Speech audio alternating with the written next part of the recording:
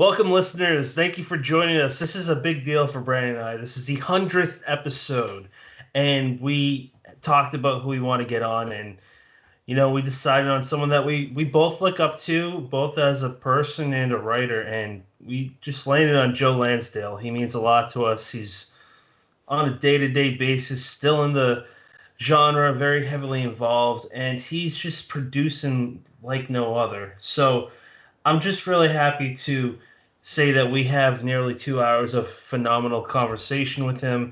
Brennan, what are your thoughts on this episode and it being the 100th episode? How do you feel about that? Because it's been only a year and not even a year and a half, maybe, since we recorded over 100 episodes now. Slightly over a year and like 3 months. My biggest thoughts are if you're tuning into this and you've caught anywhere near the first 100 episodes, even if you've only done half of that, we're very thankful to have your listenership. That you heard one episode and you actually wanted to come back and listen to us yap and yap and yap again. But this is a special episode, and it's, like Patrick said, it's because of the person we got on. Joe Lansdale is a staple of the genre, and not just this genre, but pretty much everyone you could name. And we are absolutely honored to be able to share a almost 2 hour conversation with him. And just for those that may think they don't know his work, you will be probably very surprised that there's like a 99% chance you do know his work, from movies to comic books to novels to television. He's done everything that a writer could ever want to do. So just tune into this episode. Google the guy if you haven't, looked into his books yet, and I hope you enjoy this. Thank you. Welcome to Dead Headspace, a part of Silver Shamrock's Horrorcast, a podcast network that includes Killing Time with Silver Shamrock and Unburying the Dead, where we exhume classic horror paperbacks for the new generation. I'm your host, Patrick R. McDonough, joined always by my co-host, Bren LaFaro. Say hi, Brennan. Hello, everybody. And today we're talking to the author of too many things to list here, so we'll just say the author of the Hap and Leonard series, Joe Lansdale. Say hi, Joe. Hi, Joe. Let's just. I couldn't resist. Sorry. Oh, that's so far. You and Chuck Palahniuk and a few others have done that, and it's funny as hell every time. Let's just jump into it. What got you into horror?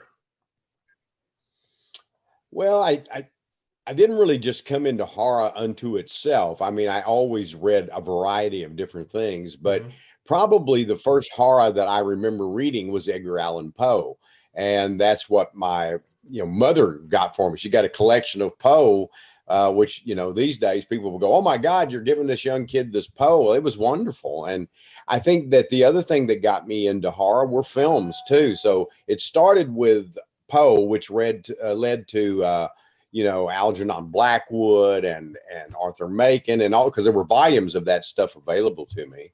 And the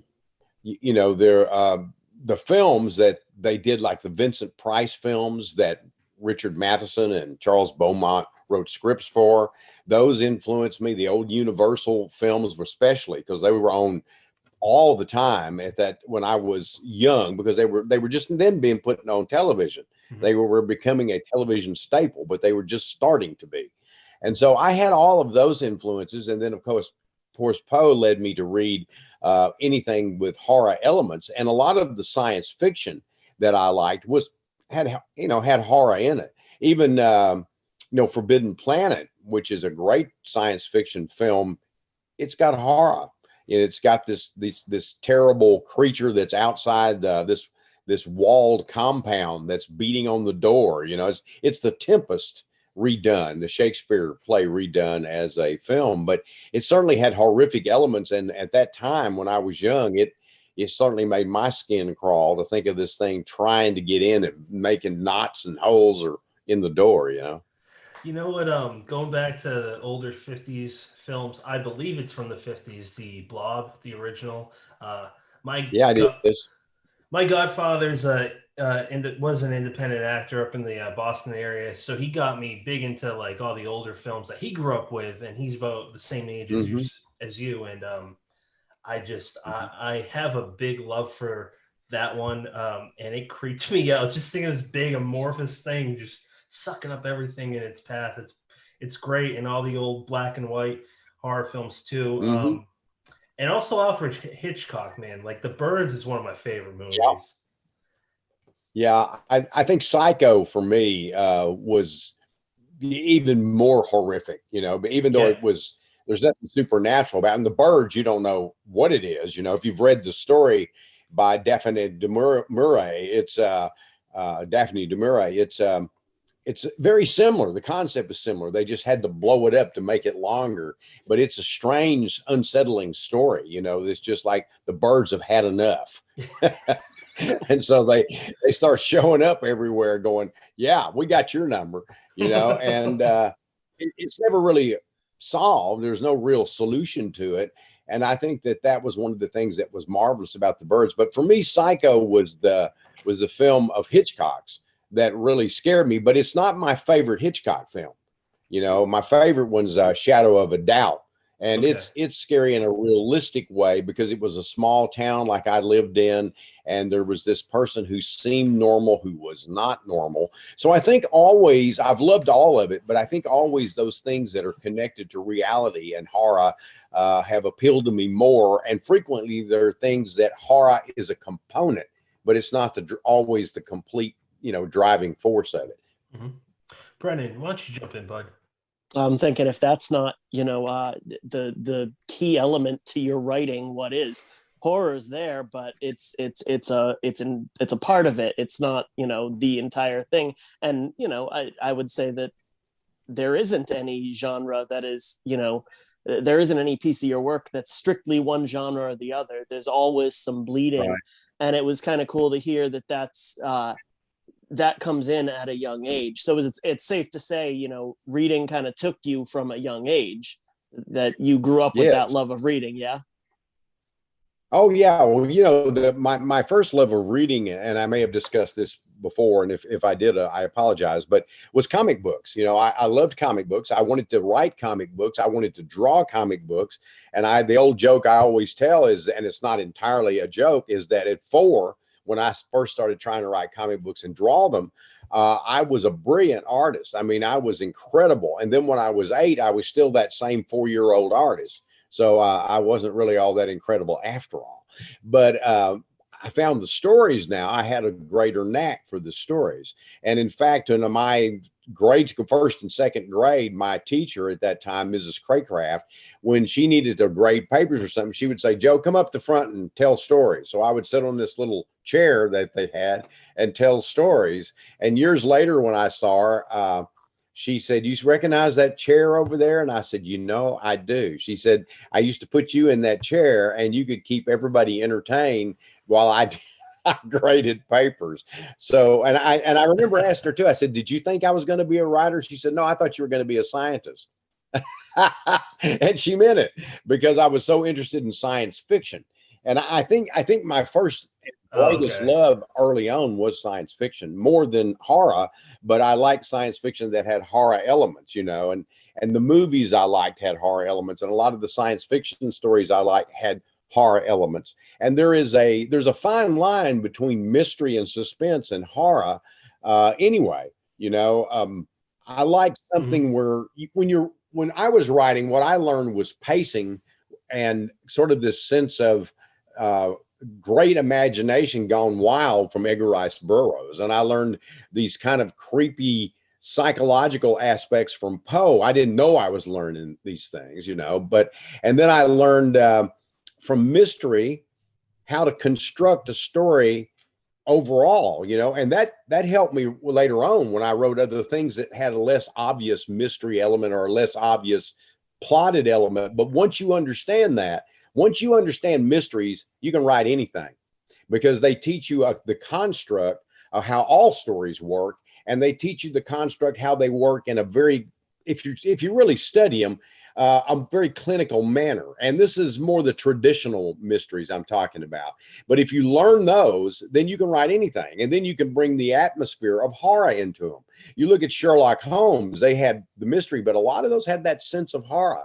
When you think about Hound of the Baskervilles, that's certainly horror. And there's bits of that in a number of those stories. So those elements are there. And it also, if you write convincingly about characters, you can make people believe anything, So it's all of these things come together. Most of my stuff, there's going to be a moment in it when the techniques of horror, if not necessarily the more obvious furniture of horror, is going to be in the works just about all the time.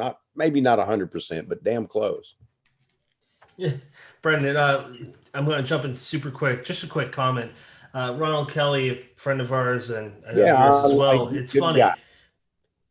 It's really interesting. You guys are of the similar age, both Southerners, and you guys are both had a love for comics and not only writing them, but illustrating them. I just, not really a question, just a comment. I think that's really fascinating because you guys, you're still kicking ass. And it's awesome. As a youngin', it's great to see that. I'm like, I could do this for forever. Yeah. Well, the thing about that's, when you first want to do it, you don't think of it a career in a career sense, because you don't understand really what a career is. You don't understand that people will pay you for this, or that you have to produce stuff that people want. That's not what you're thinking, but you're thinking that this is what you want to do. That you feel driven to create stories. And, when I was probably around 11 or 12 or somewhere in there, I began to understand that people paid writers for stories. And so it was at that point, instead of, wanting to be a writer, when I read Edgar Rice Burroughs and I finally figured out that he got paid for creating all that, I no longer wanted to be a writer. I had to be one. And I think comics, especially if you look back in mine and Ron's generation, we're in a similar age group, is that comics were a big component for a lot of us, because it wasn't like now when you can see movies with all these special effects. Comics had the special effects. It's why I think there's a decline in comic sales, is not only for a lot of other reasons. There's not one reason, but one of the major reasons is comics can no longer do what the movies can't.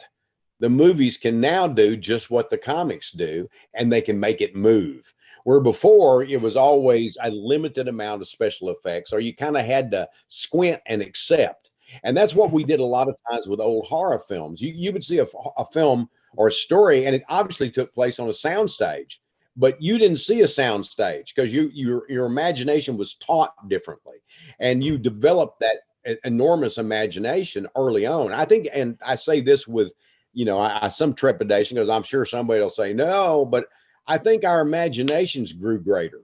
And I think it's because if you read my work, I do think that there is an imagination at work.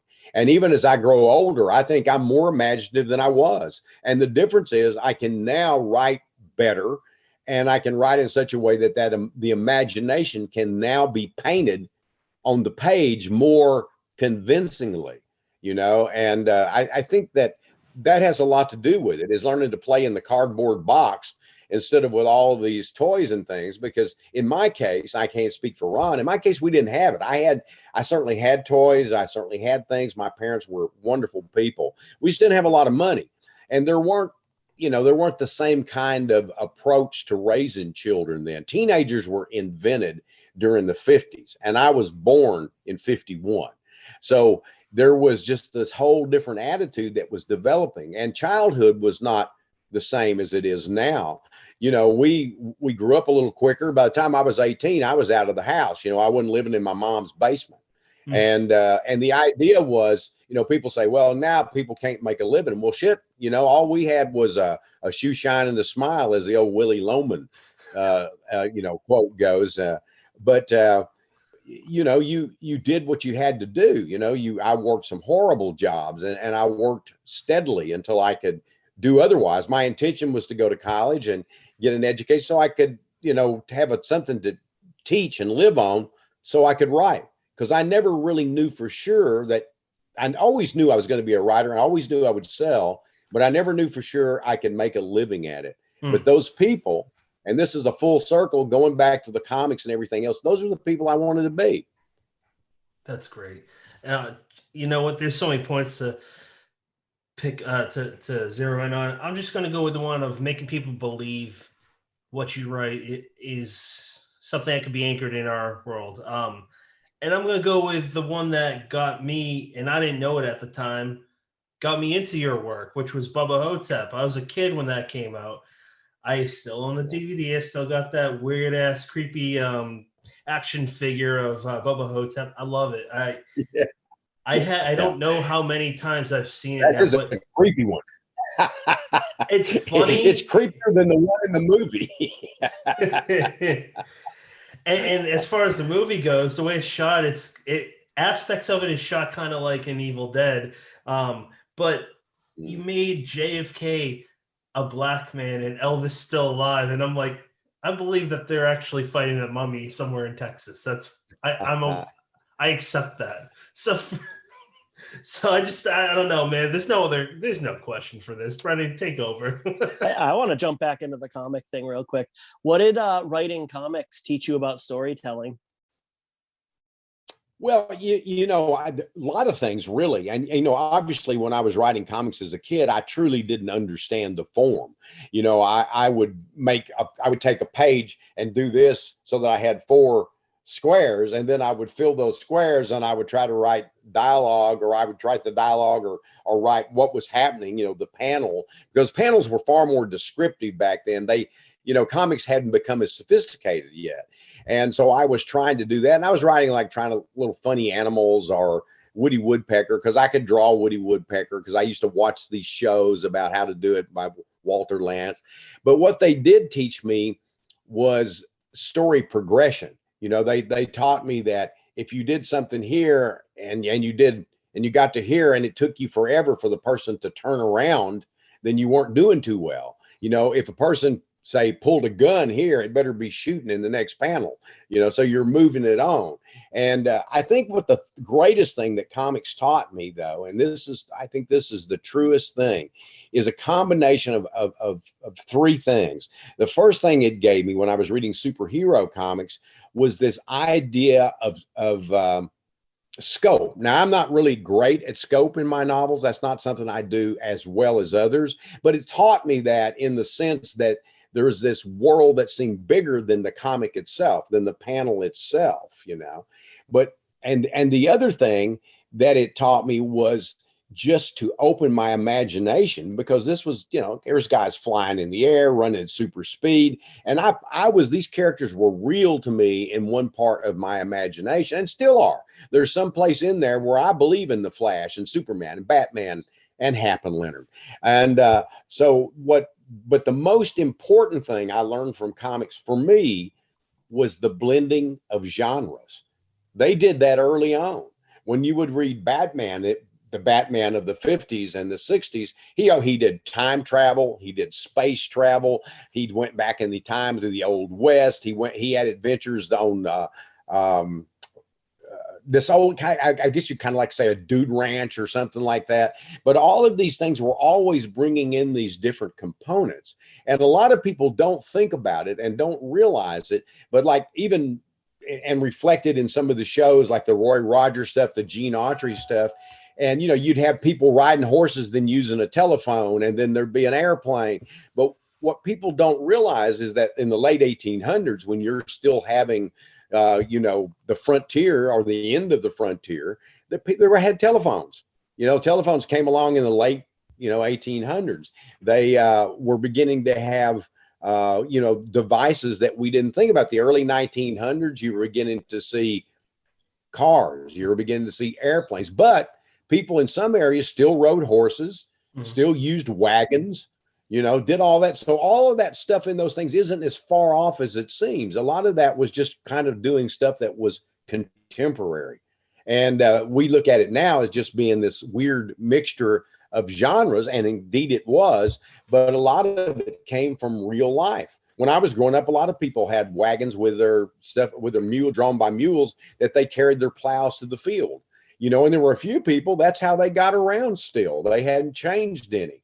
Now, that doesn't mean that was the most common method, but it means that I had this weird growth myself, a weird period where I was seeing the changing and collision of times. But my father and those people, that the old West and those movies that reflected that later on weren't that far off, really. Man, you know So the what? comics did that. The comics taught me that is to think naturally, that genres go together. I never think of them like I'm, you know, I always hate it when somebody says, yeah, I mix genres too, and they have a Western and they have a vampire. Well, I've done that, and that's kind of mixing genres, but that's really like a fruit salad. When you do it right, and I think I learned to do it better as I went on, is it's more like a blender. It's not like it's got your grapes, it's got that. It's more like it's all in the blender to such an extent that you can taste all of it, but it's not as easily identifiable. That's the difference. You're not blending by writing a vampire novel in the future, you know, unless all other components become, you know, more naturally fitting. Otherwise, you're just writing a vampire novel. It takes place in the future, but it's not a blended you know, kind of story. And those are the kind that appeal to me. I've certainly enjoyed the others, but I think there's a difference. I really, really do believe there's a difference. Brenny, go ahead, man. I was going to say, I think that's a great, the way you identified it as the superhero genre, kind of doing that in comics.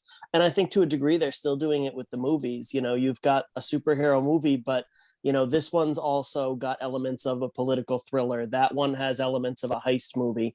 This Right. one has, you know, horror elements and like kind of fantastical elements. But, you know, back to your point on, you know, treating it like a blender, I think that's a great point. There's so many, you know, horror specifically, let's say, there's so many books you could read that somebody who, you know, doesn't like horror could read and enjoy, because they're not necessarily thinking this is horror because X, because Y, because Z. Those elements are definitely in there, but they're mixed in, they're blended in, so that you can kind of think of it as just a story, a great story. Yeah, I think that's excellent. And I do have to mention, Joe, I've got an 8-year-old in bed in the other room. He should be sleeping, but he's probably not. And he does not care about who we're talking to for the most part. He does not care that, you know, I wrote a book, all that stuff, could care less. But when I told him that we were having somebody on who wrote for Batman, the animated series in the 1990s, his eyes went wide. And I think that's the most impressed he's ever been. I think my kids, the first time my kids were impressed with me at all was that, wait a minute, you're writing Batman, you know?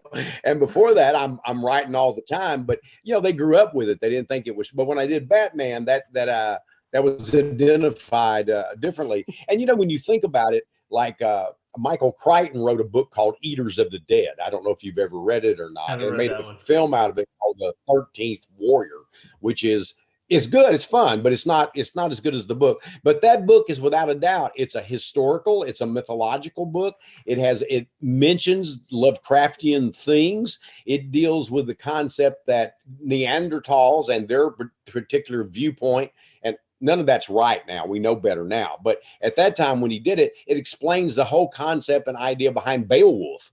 And all of that is not like separate compartments. It's all blended. And when you take the Andromeda strain, which he wrote, and I'm sound like I'm really pitching Michael Crichton, and I'm not really a huge fan, but I like these particular books a lot. And the Andromeda strain is science fiction. It's a thriller. It's a horror story. It's tremendous for that. And those are good ways to learn. You know, you take William Goldman's The Marathon Man. It's certainly a thriller, but it is also a novel about social issues and historical events that have led to this particular moment. And so therefore, to me, it's different. I'm not much interested in how many ways somebody can die. You know, that passes early on for, I think, most writers, or should. And I think if you look sometimes around, you'll be shocked at what really blends these elements, and that it can be horror, science fiction, fantasy, what have you. And those are two I just happened to think of because I reread Eaters of the Dead just recently. So. I gotta read that. He also wrote for Superman animated series and the New Adventures of Batman. I think the other one was. So tell your son Yeah, that and I printed. also wrote I wrote the movie Son of Batman for the animated movie. I didn't know that one. That's pretty neat. Yeah, and I wrote a Jonah Hex short that's not the Batman one, but another one that was done separate. And I wrote some scripts that never got made too. So How'd you even and get into that? stuff of mine has been done in animation, like Love, Death, and Robots, Oh, right, for season 2. 1 and 2. I didn't know. Holy shit. I've seen season 1. I just never really looked into the writers. That's cool. Well, the dump is, I did one called The Dump. That's based on a short story of mine. They adapted it. I didn't do the adaptation. And they did Fish Night. And then this season they did The Tall Grass. Okay. And so I've had other things animated like that. And there looks like there's going to be some in the future that right now I can't talk about. That's awesome. And what was that like? Writing for, I mean, how'd you even get into writing for animated shows? They called me up and asked me if I wanted to do it. But I think what led to it was that I had written a couple of Batman short stories for these anthologies, that came out right after the first Batman film with Keaton, and also I had a friend who went on to work at DC in New York, who worked in the marketing section of it, and he showed me the opening to when I was in New York and I was at DC Comics. He showed me the opening of Batman, and he said, "Would you like to write for that?" I said, "Oh man, that's great." And I have a feeling that, well, I know that he put in a word for me, and I think so that helped, but that alone didn't do it. The fact that I had written Batman, the fact that I'd already been writing for selling stuff for, oh my God, already maybe 20 years, and then after, somewhere in there, I did the Batman novel and the Batman young adult. I think they may have come after the animated series. I'm not sure, but that really it. I'd had something that people could look at, whether I knew that's what they were going to look at it for or not. And I had a connection at DC, and they just called me on the phone. I think it was Michael Reeves that called me. It might have been Alan Burnett. I don't remember now. It's been so long ago. But they asked if I wanted to give it a try, and I said I did. And I was kind of like, I wasn't a staff writer. I was the one when they had one, they thought, well, this would be good for Lansdale. And so they would call me up and see if I wanted to do it. And I did. And I did a Superman, and I wasn't as good for Superman, but they used some of the stuff I wrote, and I got plot credit for it. And so I ended up working on both series, but the Batman one was more in my wheelhouse, I love that. I watch that every week, man. So that's when I found that. I still watch it now. You know my favorite episodes? I wrote them.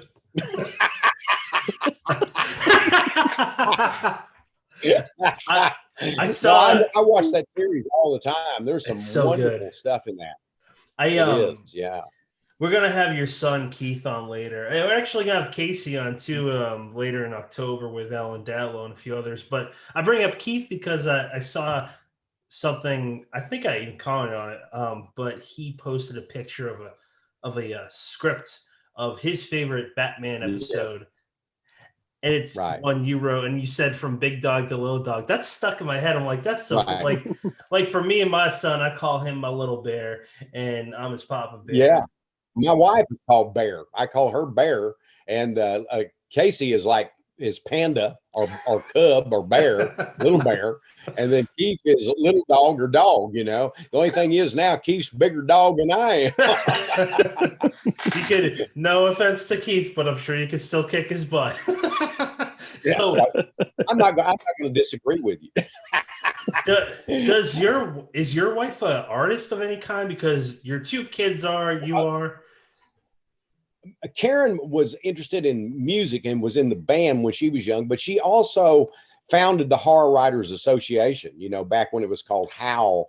And, Rick McCammon came up with the idea, but lot of people don't know that my wife actually is the one who put it together and founded it. I And had then no Dean idea. put some money into it and made it more professional. But she's the one that put all of it together, got all the people, got the officers and all that. That all's Karen.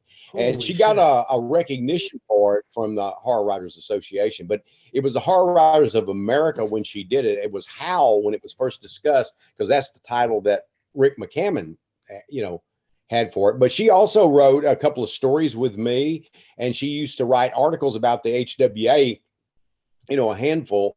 But her interest has been far more managing, our careers, so that we have something to eat besides books. And so, she's been terrific at that, and what she did allowed all this to happen. I always say, and very honestly, I owe my career to my wife. And one of those things is that when we were first married, I had begun to sell. By the time we got married, I started selling nonfiction. First thing I ever wrote sold. First, everything I wrote sold, all the nonfiction. And then when I switched to fiction, it was harder. And I was doing it occasionally, because I was working and all that. And I didn't understand how I needed to manage my time then. And so the weather got really bad. I was working at in the rose fields. And also I'd found a dead man, which is, was an influence, because I felt like, well, time's running out. People get dead. You might want to do something. So my wife had about 3 months where the weather was so bad that I couldn't really get farm work, and it was predicted to be a bad winter. But my wife had just got a job working for Southland in a big freezer truck, and she had to wear it looked like a hazmat suit, but it was, the polar bear suit, we called it. And so she had to wear that to go in to put lunch meat and stack it for Southland, which took them to 7-Elevens and different things like that. And she said, well, you know what? I got this job right now.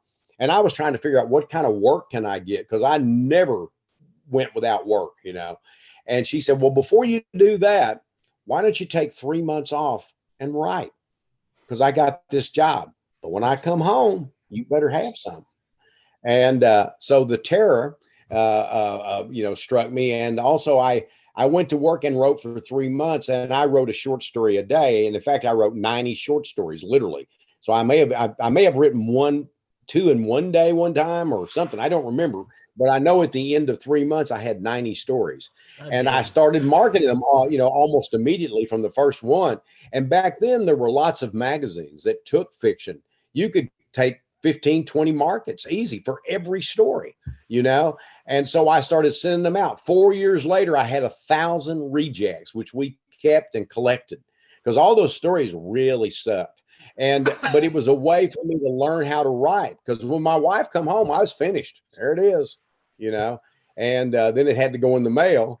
And so it did. So I've always felt that was a moment when I got a lot of the crap out of my system, the things that, I was less likely to be immediately influenced by something. You never lose your influences, but you realize that that story's been done, and all I did was rewrite, the Twilight Zone or something. The Twilight Zone is one of those things that was, was a backbone of people my generation that got into this kind of work. We all were influenced by and struck by the Twilight Zone. Alfred Hitchcock, Outer Limits, Thriller. Thriller was another one. But I got all that stuff out of my system, or at least most of it. You probably never get them all of it out. Right. And I then started selling, and once I started selling, then I sold 2, then I sold 3, and then, stories. And then all of a sudden I sold a novel, and I was full time. I mean, all of a sudden it took me about 9 years, 8 or 9 years. But if you look at how long I had been wanting to do it, but once I decided to do it, when I sold that first thing I ever wrote, I wrote with my mother under Rita Lansdale. It was just about that long. It was 3 or 4 paragraphs for Farm Journal, and it won a prize as best article. And so we split $25, $30. I don't remember what it was exactly. But I was hooked then. I thought, I can do this. This is what I've always wanted to do.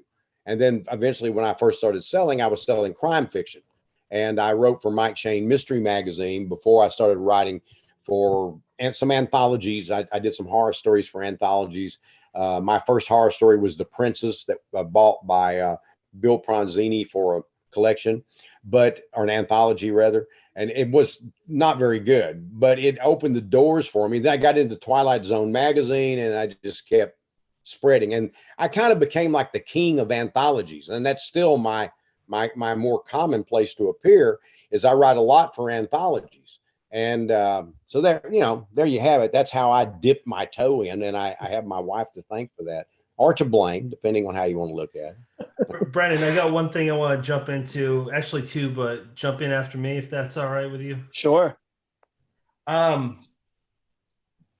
For the longest time, because I been writing for as long as I can remember, and it kind of piggybacks off of what you were talking about with your wife.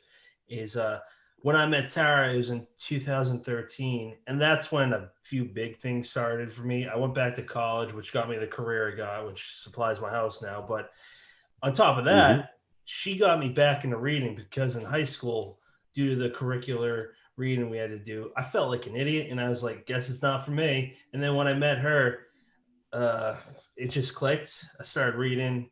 I started writing. I was like, I want to be a novelist. And it took me, I've written over 10 books now, and I haven't had any published.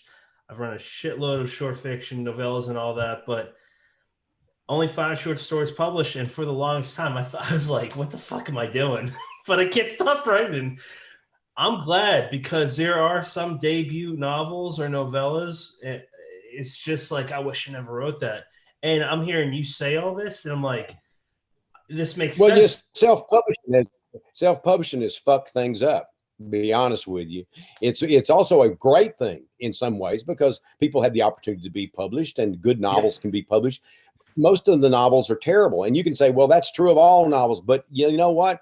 Some of those others look like Pulitzer Prizes compared to most of the self-published books I get, because they're not vetted. And if anybody can publish anything, then it kind of loses its power and its flavor. And the fact that we had to fight tooth and nail, to get something that was acceptable, and somebody said, I'll pay you money for it, which, it's not just that it's the money, it's the fact that somebody's willing to pay you money and feels it's worth money. And, anybody can self-publish, and don't misunderstand me. I'm not saying that's all evil or all wrong, and now that I'm established, I might self-publish some things of my own, who knows, and that's, I'll republish some things of my own, more likely, but those have already been vetted if I did do such a thing, and so it's it's one of those things that's different, and that's not really anybody's fault that the market's changed that way, but it's a shame. It really is.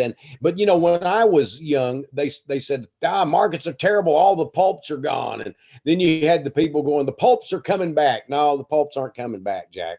You can learn from the pulps or what have you. And people my age, when people call me a pulp writer, it hurts my feelings. It makes me mad. It pisses me off. And so I have to realize that most people now have no idea what pulp writing is. They saw Pulp Fiction, and now they go, oh, I saw that movie, so now I know. No, you don't. Pulp, you may take aspects of the pulps. You had adventure pulps and horror pulps and all that. But what pulp writing was mostly horrible, bad, shitty writing. But when it was good, it was Ray Bradbury. It was Raymond Chandler. It was Dashiell Hammett. Robert Bloch, and you too, right? Absolutely. And then digest magazines came along. But what pulp was called that because it was done so cheap on these cheap magazines made out of pulpwood, and they were thought of as disposable. And really, when you go back and read most of that stuff, it is disposable. It isn't particularly good, but it's wondrous in memory for those people who read the pulps.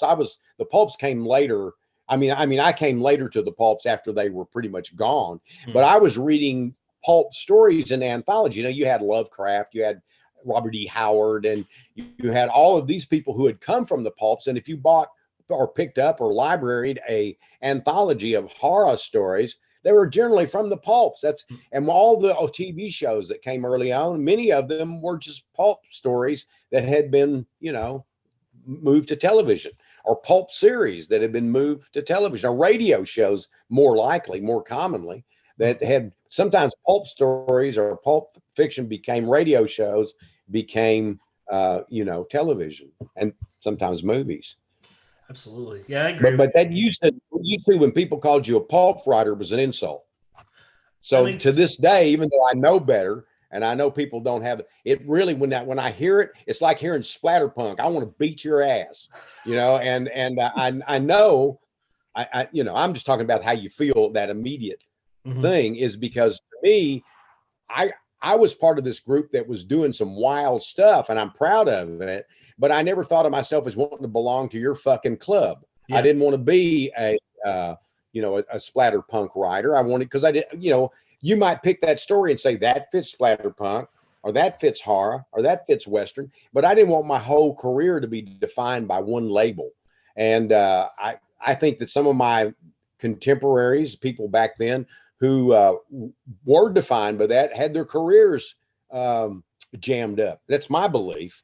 Not all of them, but I think some. I think the fact is they couldn't get out of it. And if also you create a persona for yourself, then you can't escape it. So you've always got to defy that persona, because then you got to fulfill that, whether it's the stalking badass or you're the guy that writes the fantasy, or, once you establish a certain persona, it's hard to get out of, because I've seen people do it many, many times. You see actors do it all the time. And then once they get that persona established, people don't want to see Sylvester Stallone in, playing Willie Loman. But it doesn't mean you might not be able to do it, and that's the same thing with writing, is that writing, I think in some ways it's bad financially to some extent, and it's bad career-wise to some extent, but in a greater manner, I had a good career. I made good financial money over time, and I'm not stuck. I'm not stuck anywhere. I get to do what I want, I'll wait till I'm 80 to get stuck. I'll just write the same goddamn novel over and over. I can't remember what interview I heard you say that, but you said about yourself, I am not this writer. I am a writer that writes that. Ever since I heard you say that, I changed all the little bios and whatever social media I'm using to that, because I don't even have a novel out yet, and I've written sci-fi, fantasy, crime, and a few other things. I don't want to be stuck, man. I'm only in my 30s. I don't want to get stuck in that shit. Yeah, no, you don't, and when what happens is that you want to be in a club, and I wanted to be in the club of writers. I wanted to be in that more wider general idea. I'm a writer. And, when I was a kid, I wanted to be a science fiction writer. I wanted that label because I didn't know what that meant, because I didn't think I would ever want to write anything else. Right. That didn't prove to be true. But once you get into that and accept that label, it's hard to get out of. Even horror unto itself, which I'm labeled with, I can say, yeah, I've written horror stories. I'm proud of them. I'm proud to have, be a horror writer when I am one, but I am not a horror writer in the absolute, right.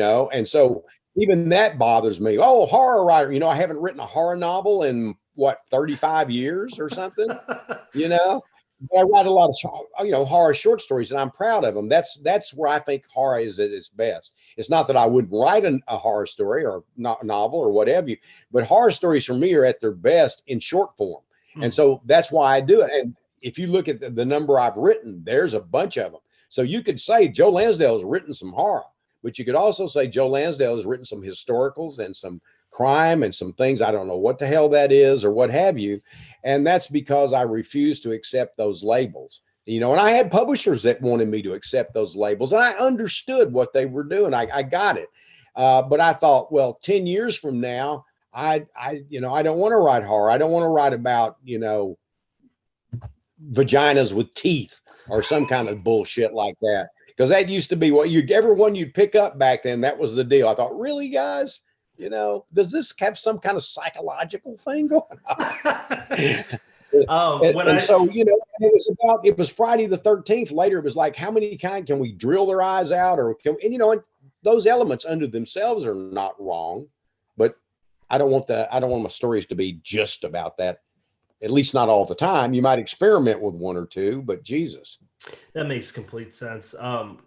Brennan, please jump in after this. Just a comment, not in a jerky way, but when I see, and I see it a lot on Twitter, mainly when some of my peers have like horror writer in their profile, I'm thinking of that because of you, like of the publisher or the agent aspect, and which obviously goes along with the financial aspect. So I hope that someone hears this and might reconsider that. Brennan, jump in, sir. Oh, I'm so glad that you jumped in there. I didn't know how to follow vaginas with teeth. You know what? We were talking a little bit about family earlier with your wife Karen. So this seems as good a time as any to jump in with a listener question or three. So the first one is from Gabino Iglesias, who we put it out there if anybody Yeah, I wanted to know send him. over a Yeah. question. Heard of that guy? Yeah. And I heard that. Gabino I know is that Gabino is not what we call a rule follower. So instead of sending a question, he sent three. So first thing he'd like to know is, how's your dog, Joe? My dog is super. The only thing I would say is he's had allergy problems, so I've had to fight his allergy. But he's really good, and he says, "Hey." Right now, though, he's got the car and he's gone out since he's been vaccinated. He really hasn't gone out. He really hasn't taken the car, guys. I'm kidding. Little Benadryl in the food, and perfectly fine. That's what it's doing. A little Benadryl, So Gabino also wants to know when you're going to start giving martial arts workshops at writing events. I've given a couple, and I scared the hell out of people. But I'm not kidding. I'm not doing, taekwondo demonstrations and jump up and kick a board. But I love martial arts. I've done it all my life. I don't intend to quit till I have to quit, but not anytime soon. And then I got to have somebody that's a volunteer. That's always kind of bumpy. I'd like to see Joe and Ref James White. I'll do a raft. Shoot, yeah. I mean, I'm just trying to think of the two guys. I'm old, but I'm spry. Don't get fooled. Yeah, I'm just thinking of the writers I'm aware of that I would never actually want to fight, and you are the two that are on the very top of that list. Brendan, what's the third question? I was going to say that's a long list for me. There's a lot of people I don't want to fight, but yeah, Joe, you're definitely up there. Well, me too. I don't want to either. His third question, because his first two were, let's face it, his first two were a little silly, but I love his third question, and I want to hear you talk about this one at length. He says, "How does it feel to know that there's an entire school of writers out there doing whatever the fuck we want because we learned it from you?" Oh man,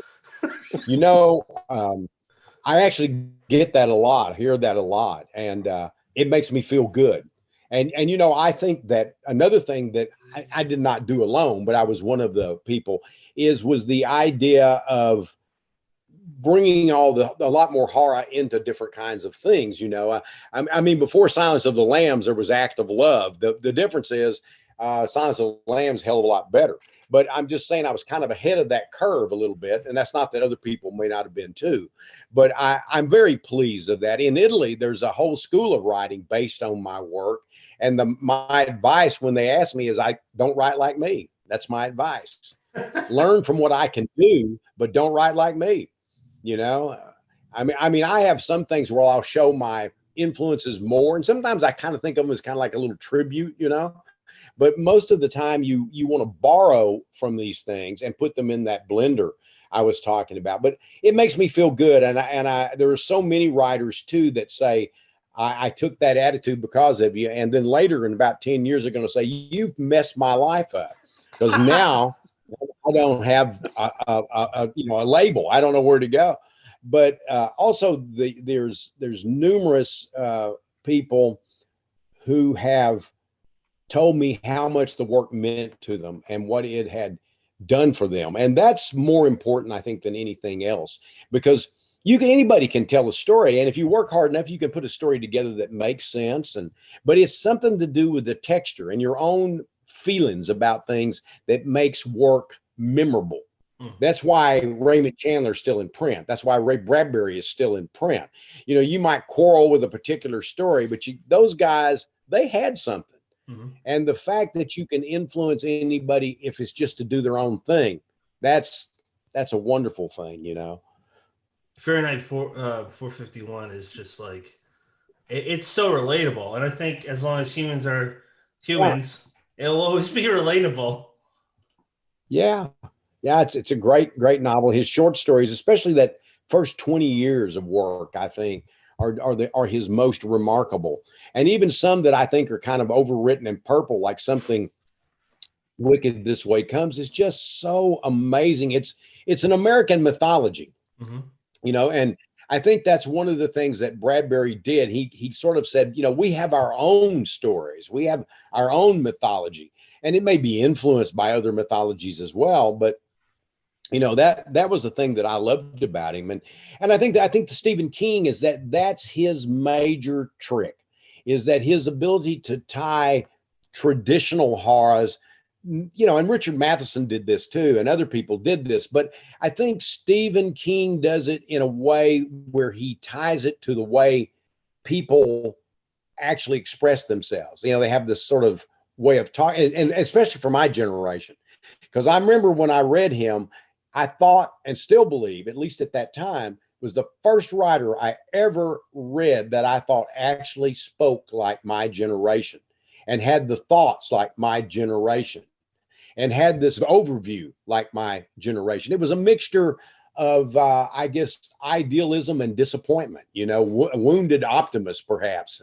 You know, I'm neither optimistic or pessimistic. I'm sort of like a hopeful realist. You know, but I've always felt that was kind of what I got from it, and also that we who had come out of the 60s and had been involved in all of these life-changing and social changing events, we begin to have families. We begin to have, hey man, you know what? Maybe we don't need to live out in the woods under a tree for the rest of our lives. Right. Maybe we really do. How are we going to buy our condoms? You know, what are we going to do? You know, so you're going to have to get a job. You're going to have to pick out what you're going to do.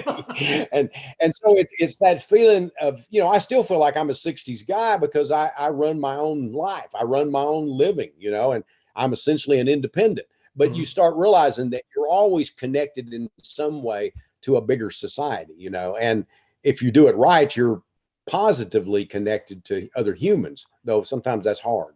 Yeah, absolutely. So this is a good segue into Sean Cosby's question. What character that you Sean! killed?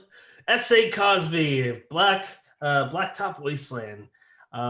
He asked, what character that you killed off would you want to bring back? Charlie from Hap and Leonard. I killed him off in Captain's Outrageous, and I have never gotten so many people mad at me as when I did that. In one way, I'm glad I did it because it, you know, you have to do that once in a while to show that, you know, not everybody's safe, Yep. and so you can't feel content all the time. It doesn't mean I want to kill Hap and Leonard off because I want everybody to talk about, but I think that's the character. It would be Charlie from Captain's Outrageous. Yeah, that would probably piss people off if you brought it back too, because you know there's always Oh some yeah, group. he's not coming back. He's dead. Brennan, he's show dead. Brennan, you want to ask Chad Lutsky's question? Oh yeah, sure. First of all, I really like just how prepared you were with that answer. You didn't miss a beat answering that. So you have a book coming out a couple days. Moon Lake is not quite out yet, right? It's out in a couple days. Am I right about that? Officially, it comes out Tuesday. There's certainly people who have gotten copies or obviously the ARCs before that. So one of those people who has already read it is Chad Lutsky, and he says Moon Lake is a great book, 100% Lansdale through and through. And like a lot of your crime stories, there's a growing relationship between two people who tackle a mystery together. Most of the time you do this, it's a platonic relationship, and I'm wondering if you have had a friendship in the past that you draw from when you're writing that dynamic, or is it something you wished you had? I think it's a combination of both. I have had friendships like that. Some of those friends are gone now. They're died. And so I miss them. And I've had a few friendships that were very much like that, and then one day they weren't. Those are the hardest ones. It's just all of a sudden something happens, and sometimes it's some event, but more often than not, it's just at some place the soul fades. And you don't have that connection that you want to have, and you don't know why. I had a number of people who I was very close to, but they became so politically different than they were when I knew them. It wasn't that they had different politics, is that they became somebody else I no longer recognized, and they added insanity to their politics. So it wasn't just, oh, we got different viewpoints. I have a lot of friends who have very different viewpoints politically than I do, but they always have had. So the friendship was established different. So, but I think that's been weird for me a few times, is people that I've known, people who I think were very much involved in civil rights and things like that, to suddenly, it is much like they always say the invasion of the body snatchers, or the actual novel was called The Body Snatchers. But I think I just think, what the hell, man? It's like their pods. I don't know what's going on. So yeah, I think about that, and I've had friendships like that lasted until the death of those friends. I've had the friendships I talked about that were destroyed. I have some good friendships now, but I think you're lucky. I'm a gregarious, friendly guy, but I bet I count the best friends on one hand, and one of them might have a short finger. If I do that, that's it. So I think that you're lucky if you have 2 or 3 really good friends in your life. And I'm so happy that I have those that I have lost to death and time, and even those who have gone on to be different people. Really, now I have never forgotten their friendship. It means a lot to me. Yeah, I think that as an adult, once you hit, I'm going to even say past your 20s, and you have those, let's call them full-fingered friends. It doesn't matter if there's only 2 of them. Better to have 2 full-fingered friends than 100 that are just kind of down, cut off at the knuckle. Right. And I have a lot of people that I'm friendly with, and I like. And I have a number of people who I think I could become very dear friends with if we just had time to be together, or what have you, But I do. I think you're lucky if you do. And I had different close friends at different stages in my life. I had some like were in school, and then I had some that were during this, I guess, the early 70s, late 60s, early 70s, that we were Vietnam War resistors or what have you. And then you have that batch. And then later on, even in my 40s, I had some of the closest friends I ever made, And then I was like, one of my friends, I consider one of my best friends, is just like one day we weren't talking anymore, and we weren't mad. It just one of those things, something evolved differently about us, about our personalities, about, how we lived, or maybe how we thought, and we weren't even aware of it until one day, at least subconsciously, we were. I can't explain it. Those are the ones that are the mystery to me, No, I'm thinking that's not a political difference. That's just some sort of something was dialed different, and I have no idea what. Well, now, when Chad says, a lot of the, the 100% Lansdale stuff is, based on platonic friendships, it's really hard to think of that without thinking of Hap and Leonard. And, I've seen you say that Hap is at least in part you. So, I mean, when you write the interplay between those two, the snappy, smart-ass dialogue, is that how you interact with your friends? It's how I interacted with some of my friends. Yeah. And we were funny, and some of my we're still funny, if I say so myself, and we feed off one another. And when I get into deep East Texas, and I don't really have many friends from the old days, but sometimes if I go there and I start talking to them, I actually become more East Texas. I'm talking like this. How you doing? Well, good to see you. He's just your whole demeanor begins to change. You get cotton in your mouth. But Yeah, I borrowed from that. I would also say that Leonard is part me. You don't write about anybody in your books. If a dog barks, that's you too. And so some of Leonard's views, because my views are not really just fit in one area. They're broader than that. I don't believe in being far left or far right. I believe that socially you want to be for people. That's what you want. But if you go far enough left or far enough right, you're the same goddamn people. You just Yep. meet in the back. And you're just, you can be fascist and be left, and you can be fascist and be right. Either way, you can go either way. And I don't like the Twitter absolute folks Yeah. that, well, you said it this way and we say it this way. Oh, go fuck yourself. I don't care. What I care about is having a solid belief and care for people, and that I want things to go well for people. But as a writer, I present life as I see it. And I also add to that those influences from pulp, I will say that, and those influences on literature, I will say that. I'm as influenced by Edgar Rice Burroughs as I am Ernest Hemingway, And so those are what people are. They're a broad spectrum. And if everybody is supposed to fit a certain pattern and nobody is supposed to, be outside of where your little box is, be it left or be it right, then what's the point in writing? Everybody's predictable then.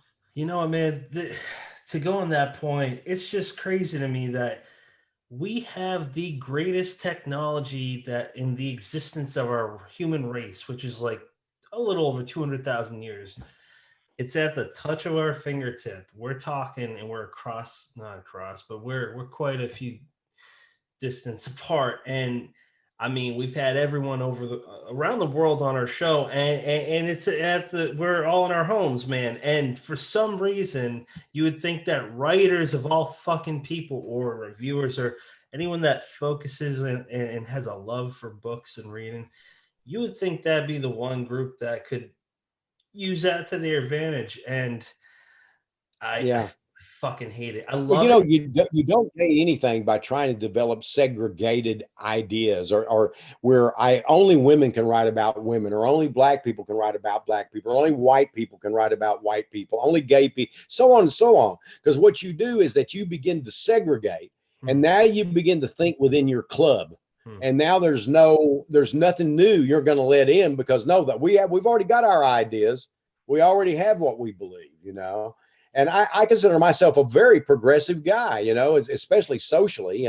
I've got some areas where, like, fiscally, I'm a moderate. I'm not a liberal on some things.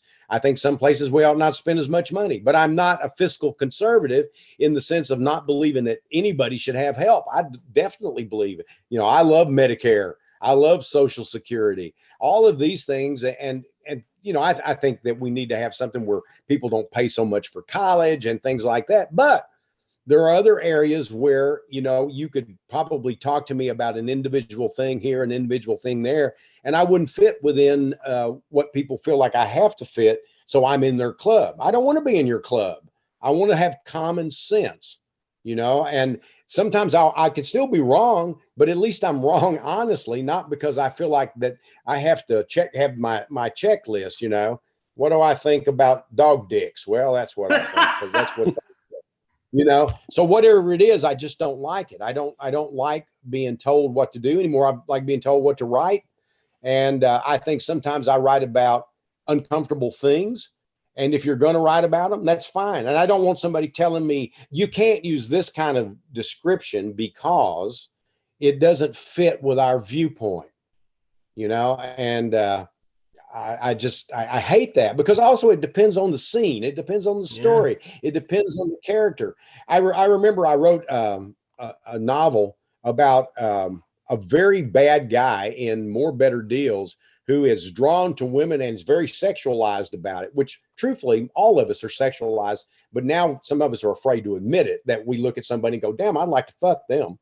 No, we don't talk like that. We shouldn't, but we think it. That's what I'm trying to say. And we don't all think it all the time. But what I'm trying to say is, just because you decide that we cannot discuss this or we cannot admit this doesn't mean it doesn't exist. And in this, you have a really not good person and a not good woman, a not good man and a not good woman who see each other as sexual objects, because they would. And that because that's who they are. Now, That's why when you're showing characters that you don't necessarily have to like, but you want them interesting. Mhm. So you want people, when I read James Cain, when I read The Postman Rings Twice or Double Indemnity, those are terrible people, but they're fascinating people. I'm interested in them. And at times I find myself almost thinking I want them to get away with it till I have to go, whoa, whoa, whoa, what's wrong with me? I don't want that, but that's what I'm getting at, is that writing should be free to that, and to admit things to yourself and quit being a goddamn idiot and quit pretending so you can fit in with a group and everybody's happy and loves you, because it's not going to happen anyway. Nobody's going to be universally admired. And that doesn't mean you should be out to insult people just for the hell of it. But, sometimes it's valid. I mean, if somebody's pissed off at you, you're probably doing something right. Because if I'm writing about social issues, I'm going to write about social issues. I'm going to show the negatives of it, or otherwise it's just a lecture. Yeah, man. I mean, and let me add one thing, and then I'll shut the fuck up. But I had a person, he wrote me recently, I met him, and he was talking about how my work had made him see a broader spectrum of people, and to not think, blacks are evil or gays are evil. I don't even remember specifically which things he was talking about. But if your work can do that, if Hap and Leonard can do that, or the Bottoms can do that, then you're doing it right. And it's like when you have Huckleberry Finn and the right hates him because he is liberal and he's for civil rights and he's for integration and all those, whatever way they want to put it. And then the left hates him, but he used this word and it's offensive. You go, So in other words, you both hate him and neither one of you understand him. And I don't want to purely understand him, because some part of literature should have some sort of mystery and let you do a little thinking on your own instead of somebody else, chewing your food first. Yeah, and you know what, man? It's art that reflects reality, which reflects art, and it's like those people. I don't think they'll buy your books in the first place. It's hard to tell if they're just bitching. No. It's hard to know because you only know each other through a screen. It's hard to know if they're just complaining because they, quite frankly, don't have much going on in their life. Maybe they believe it. I don't know. But that's it. Or they see one comment you make, and it's usually maybe in response to somebody else, and they'll jump in like they know what the fuck you're talking about in the first place and don't. Or it's just these little things that they get offended about. And those kind of people, I used to kind of go, hey, you know what? Just we have a little discussion here. And then you realize that they're not wanting to have a discussion. So I just go block, I'm done. I don't need that anymore. If you want to have a real discussion, Twitter ain't the place for it. Yeah. You want to be able to look each other in the eye, and you stand in front of me and call me a son of a bitch and see where that gets you. Or what have you, And so, I mean, it's a different viewpoint. And I don't want to get in front of somebody and call them one either. I want to be nice most of the time. Yeah. But the thing is that you want to have that opportunity to discuss things with people in a true way. And when you're on Twitter, it's usually because, but we don't use that particular expression. So that's it. Excuse me. That's my daughter. She's supposed to know I'm on this, But to me, it gets into these little finite things that don't mean anything. It's really not a thing. Mm-hmm. They've turned it into a thing. And when I had friends when I was growing up that and black friends, white friends, whatever, that used the word colored. And there were people in the 60s who gave them hell because black was the word. And then Afro-American, and then African, but every one of those was meant as a positive use, but times change. African-American now is a much more popular. I still use black because that's what I grew up with, So in other words, it's where your heart is, and it's also not the word, it's the context. The context matters. Context really, really matters. Yeah. And one thing, and I think, and this goes to Gabino, actually, he one time had a thing on his Twitter, and he said, never use the word to describe a woman as being like, candy or food or, delectable. And I thought, well, hell, I've seen a lot of women I thought were delectable, but I don't think all women are that. Right. I mean, when I was younger, maybe a woman thought I was delectable. Probably not, but you want to think that, So, I mean, it's context again. That doesn't mean you're thinking, oh, all women are just, something to devour, but it means that you have to give common sense. And I'm speaking really from a literary standpoint. You know, I mean, obviously you don't want to go around thinking horrible thoughts about anybody or just base thoughts. But the truth of the matter is we all have them to some degree. And what makes us different is how we socialize and how we adapt to culture or how we understand our culture. That's what makes us different, not because we didn't say that, oh, gee, I'd like to have sex with that person, or I would like to, beat that guy's ass, or I would love them to beat my ass. If that's, you don't say those things all the time, but everybody has different thoughts that run through their head. And when you're writing, that's the point when you're trying to talk about characters and how they think, not necessarily what they should think, and not necessarily how you think after that initial primal brain sends you that message. We're biological, especially when we're younger. All we think about sex. Who's fooling who? That's all you think about. Yeah, there's a nice car. I wish I had sex. There's a dog. I wish I had sex. That dog reminds me of sex. We think like that, but we're socialized to know that that's not what, that we can't just respond to that, and that can't be all we are. But we have to admit biologically that's part of who we are. Right. Just the now last. It's to everybody. Just one more last point for me, and then Brennan, please jump in. After this is the 100th episode, and we've talked to a lot of people of a lot of different backgrounds, walks of life, literally all throughout the world. And I'm glad about Twitter for that reason, to introduce us to people. But you're right, that ain't the place, especially when other people jump in, because the point was already, it's a telephone game. The point's already lost after the first person jumps in. And then by the fifth person, they're like, I'm pissed off about this. That asshole, he should, go fuck himself. It's like, well, what are we doing? What a waste of time. Yeah.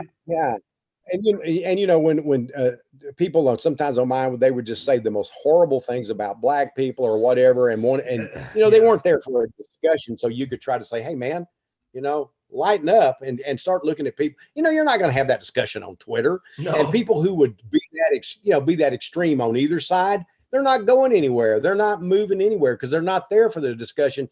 They're there for a gotcha, or they're there for I have the true point of view because I live in my house by myself, and the dog won't even play with me unless I tie a pork chop around my neck.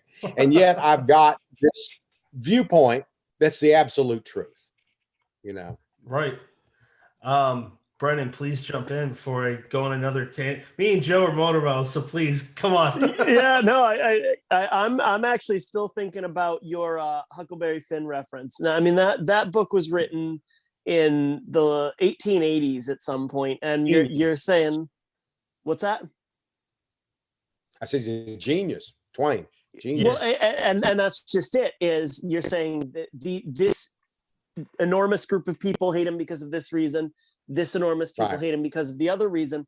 But here we are talking about him in 2021, and let's face it, that book's not going anywhere. No. No. Art can be beautiful, but art is designed to be uncomfortable, and it's uncomfortable, dangerous. Yeah. A character that thought-provoking is going to inspire discussion and going to stick around. And I think that's just a tantamount example of it. Yeah, no, exactly. And Ernest Hemingway, probably one of the greatest writers definitively one of the greatest writers that ever lived, didn't always have the racial views that I agreed with, but I felt that they were his views of the time, and they were probably the most popular views of that era. So what that does is it doesn't make me think, oh, that makes it okay, but it makes me understand the history and the psychology and the timeline of all that. And that's really not a big thing in his stories, but it's certainly there.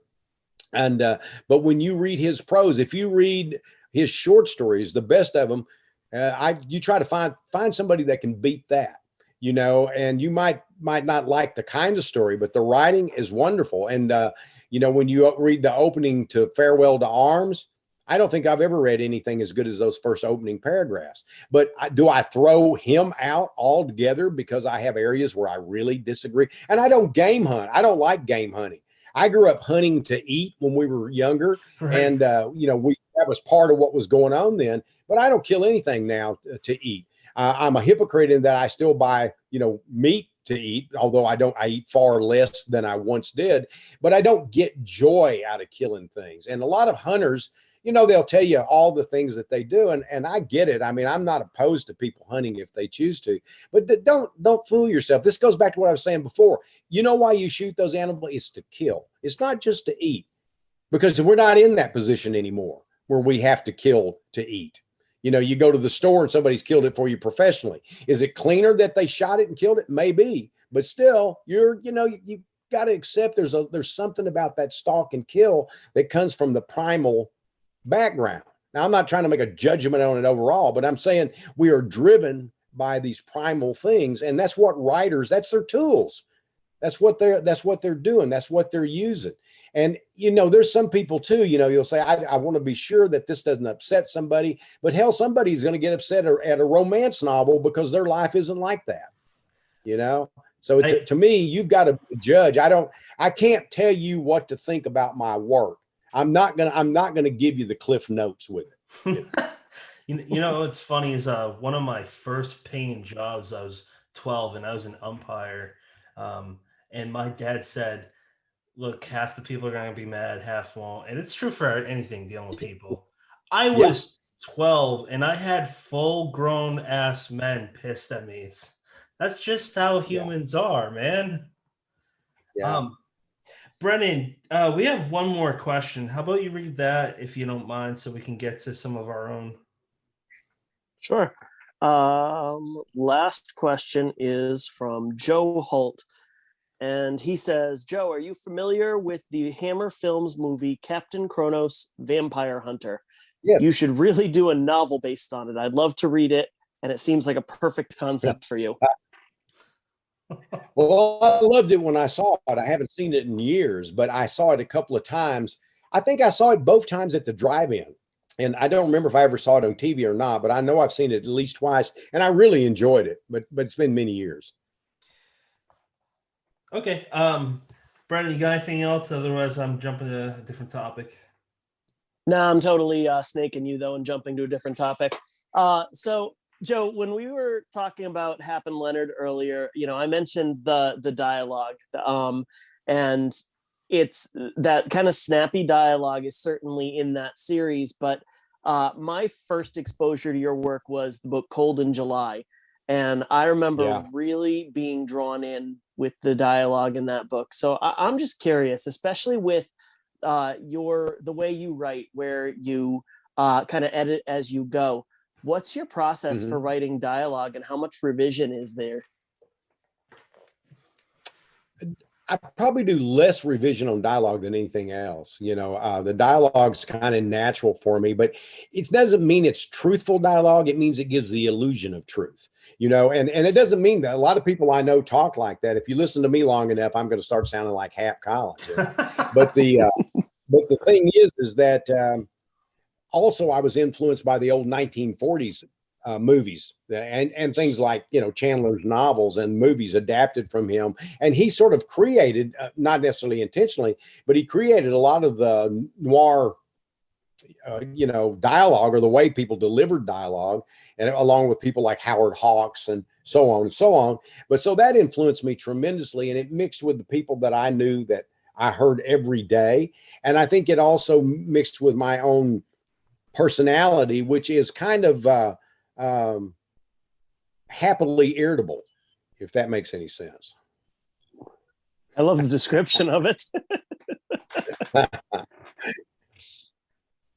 Patrick, throw it to you, buddy. Okay, I didn't want to interrupt. So I just want to go back to about support from family. You also said one other thing that I'm adopting a lot of things that you say too. So I'm gonna throw myself in that school of writers that Brennan mentioned earlier. But you were talking to someone and you said that, and I'm paraphrasing, but it's not necessarily like important, I'm doing air quotes, audio listeners, to have your partner, your wife, your boyfriend, your whatever. They don't have to read your material if you're a writer. What's important is that they support you. And that doesn't mean And you said that, and that made sense because my wife and Brennan's wife didn't really read our stuff, and that's never bothered me.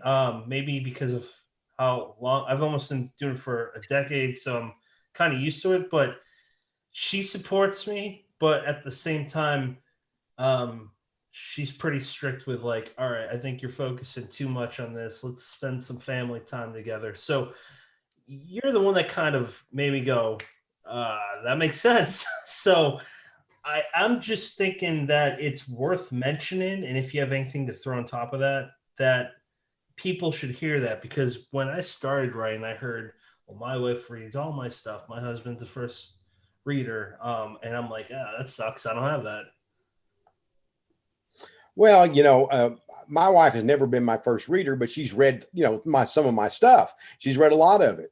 My kids have not read all my stuff. They've read some of it, but I don't expect them to. I do not care. The thing that I care about is that I enjoy writing it, and therefore I'm hoping readers will respond to it. And I know every reader's not. This whole thing about being universally admired and everybody loving you, that's pathological. I don't understand that. I don't get that. It's not that, you prefer people like you than hate you, but everybody I meet, I'm not expecting them to give me a hand job. It's just not the way life works.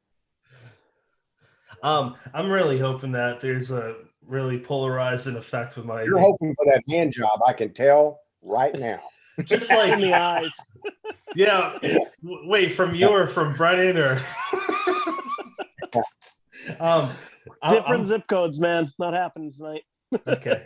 Well, I'm Irish, so I mean, even if you were in the same zip code, you need. Pat, real quick, I want to throw in there, and I think there's a certain, I can't think of a better word than stigma attached to writers in regards to what you were saying, where we almost we feel a certain way, whether it's positive or negative, about the people in our life reading our work. But I mean, think of it this way: like my day job is I'm a teacher.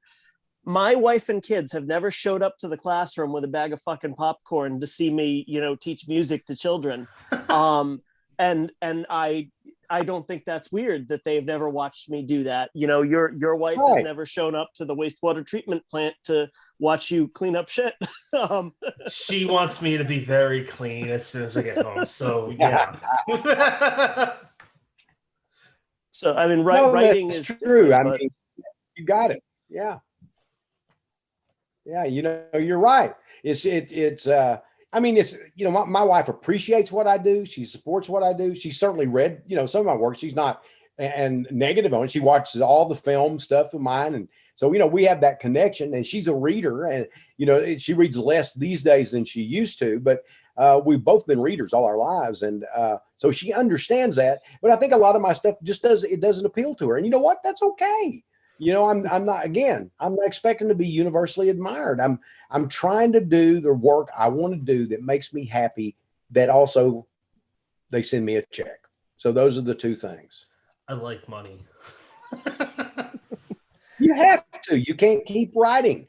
That's the thing, is that I write for me, but I'm glad people pay me for it. Yeah, absolutely.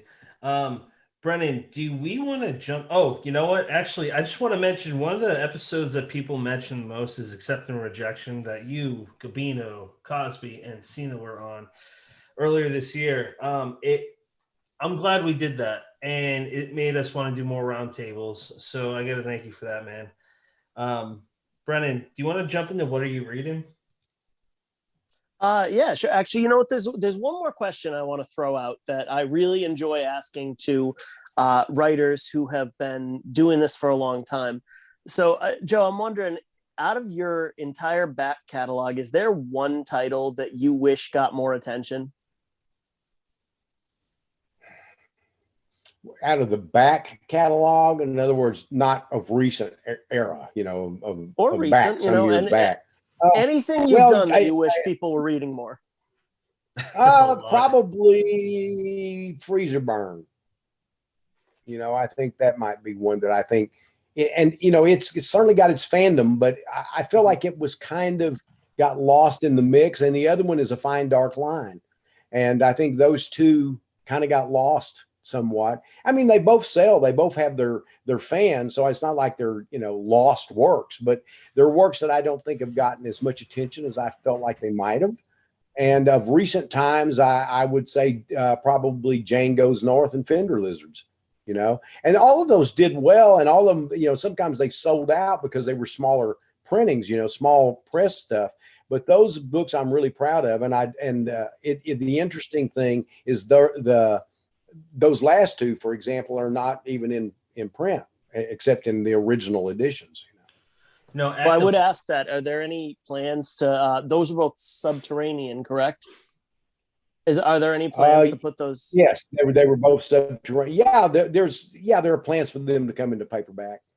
Awesome. And All the Earth Thrown to the Sky is one that got great reviews and stuff, but it got lost too because it was a young adult novel, but I think it's the sort of novel anybody would enjoy, and I think that's what a young adult novel, when it's good, is something that everybody can enjoy. And so I'd like for more people to know about that one as well. Act of Love is one that I want to dive into because that was your debut novel, right? Oh God, that's one I almost want to forget, but I was going to ask how you got involved with Zebra. It out of print. Yeah. How'd you get involved with Zebra? Because at the time, they're one of the biggest or the biggest paperback in the marketplace. Oh, they're a low ball publisher back then. They were. That's where you went when you couldn't sell anywhere else, and that's where I was. Never mind. I couldn't sell anywhere else. Yeah. And my agent, I'm talking about the Zebra of 1981. I'm not speaking for Kensington now because okay. I know some people that published there, so I don't know enough about their business matters. But back then it was the upper level of the scum level. And so, I got paid pretty good. The book did well. It had an influence on, good grief, the people that have written me that book, changed things for them. It's not my favorite novel, so I will say that. Ronald Kelly will joke that he went with Zebra because it was the last call in the phone book, but I don't think he's joking. Well, my agent sold it for me. I had an agent at that time, and a terrible agent, and but right when I'd fired her already, and then somebody came back and said, yeah, we want to buy this. And so she called me, and so she ended up doing the contract, but I immediately went on to somebody else, I've had a bunch of agents. Mm-hmm. Film and literature. The ones that I have now, I've had quite a while, especially my literary agent. We've been together a long time, and I don't see myself ever changing agents, because he and we're close. He does a wonderful job for me. My film agent, I adore him too. So I'm good now. That's awesome, man. So let's jump to, what are you currently reading, Joe? What I'm currently reading is Mission to Volga.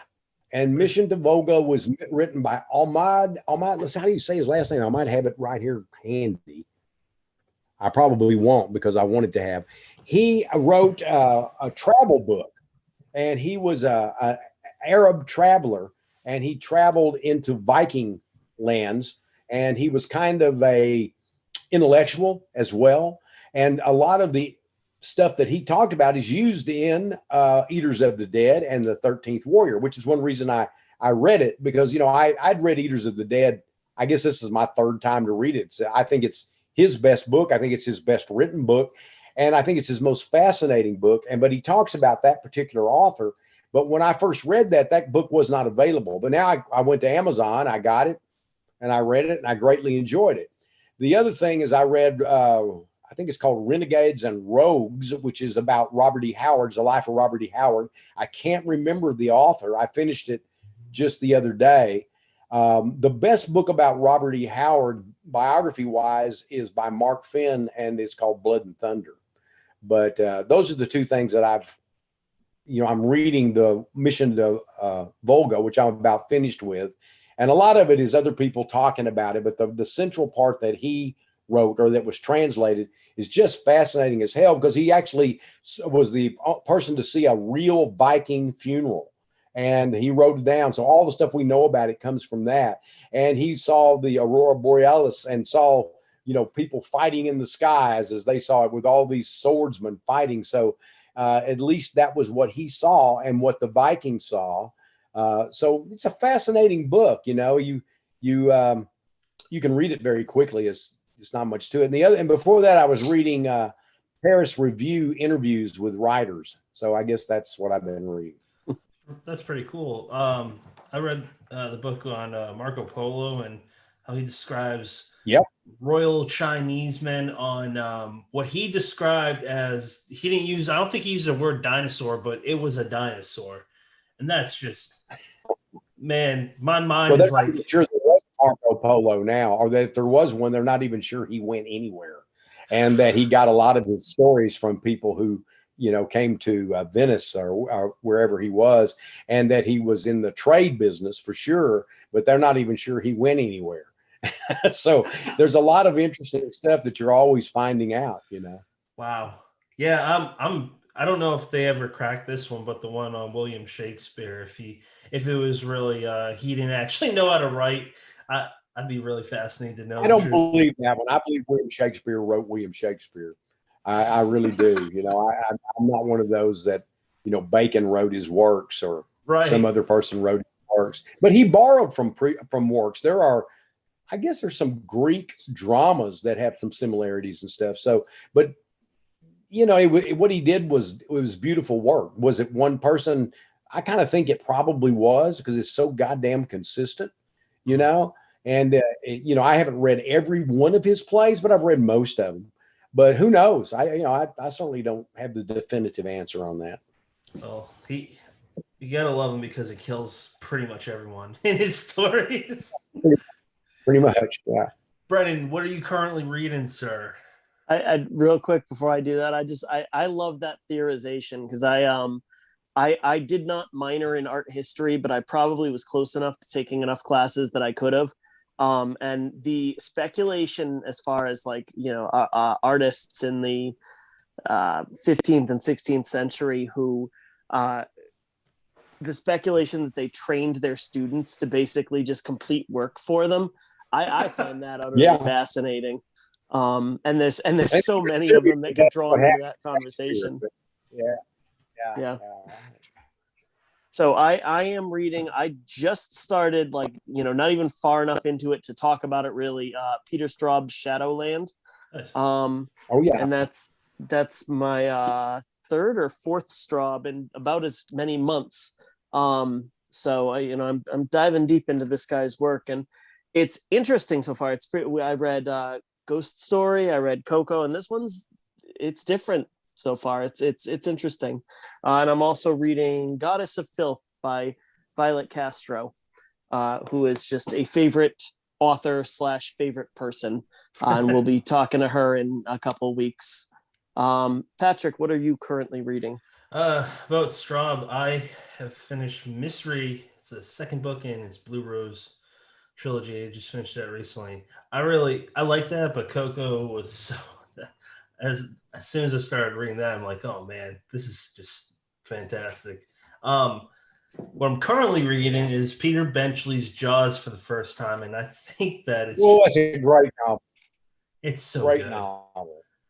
I mean, the way that he describes the sharks and the backstories of characters we don't really know much about in beautiful writing. Oh yeah, beautiful writing and knowledgeable writing.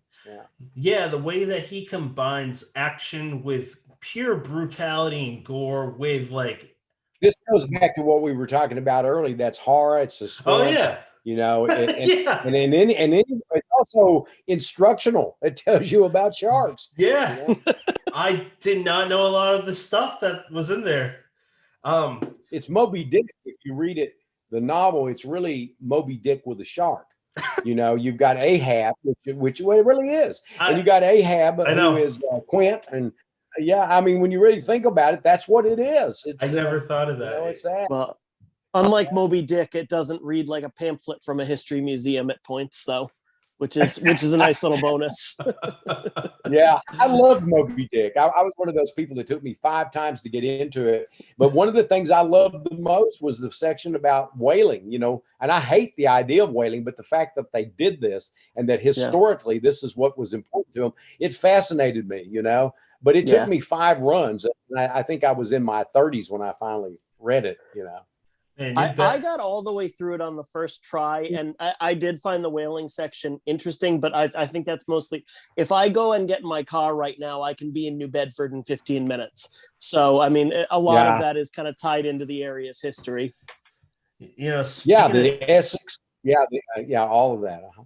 Speaking of New Bedford, man, it's so weird, like seeing and reading about what it was like back then. And I was a Teamster, and I delivered alcohol for my late teens and early 20s, and New Bedford was one of the areas. It's not an area you want to be in at night or daytime. It's rough. So I'm also reading James Newman's Midnight Rain. It's his debut that came out with Leisure Books. And for a pleasure read, my pleasure reads consist of you, Joe, and Clyde Barker at the moment, and I'm trying to get some more Matheson and Bradbury in there. Well, everything should be a pleasure read, buddy. I'm going to read to make myself miserable. That's okay. Wow. Yep. Okay. So non-show related. Kafka is pleasurable to me. Yep. If I don't like something, I don't read it. But I like Kafka, and I've read all of his short stories. And I read those, but they're dark, but they're pleasurable.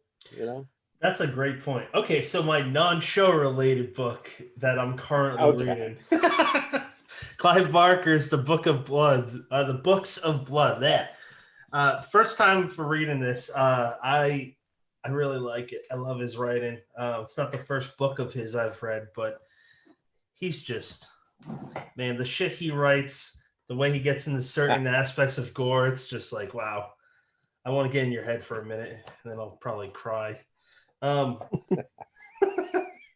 So if you are interested, listener, in checking out some merchandise for the show, you can get a coffee mug or a mask or a bunch of other shit.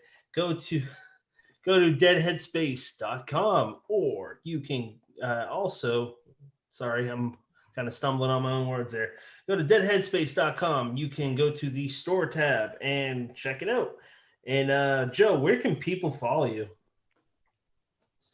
Well, you can go to the Twitter, which I'm on there, and I'm also on fan page on Facebook, and I have a www.joerlansdale.com is kind of my web page. Those are the 3 places. I'm not on Instagram or any of that stuff, Mm-hmm. And my fan page is not a normal Facebook page because I don't accept invitations. I put stuff on there, and if people comment on that, that's fine. But I don't want to know what you had for lunch, or, I don't want to argue politics with you and stuff like that. So I keep that kind of separate. I hate, all the pictures of what I ate today. Yeah. If it's something really peculiar or weird, but look at this, man, I had a turkey sandwich. It's really good. Joe, before we start to wrap up, we briefly mentioned Moon Lake earlier, and that'll be available by the time this airs. Give us a plug real quick, Moon Lake. What's that?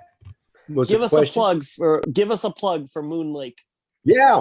You mean just Moon Lake's coming out, and it takes place in the 60s and the 70s, and it is definitely a mysterious novel. It's got elements of all the things that we've discussed, and horror and suspense.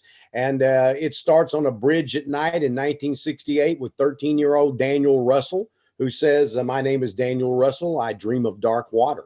And he does for a reason.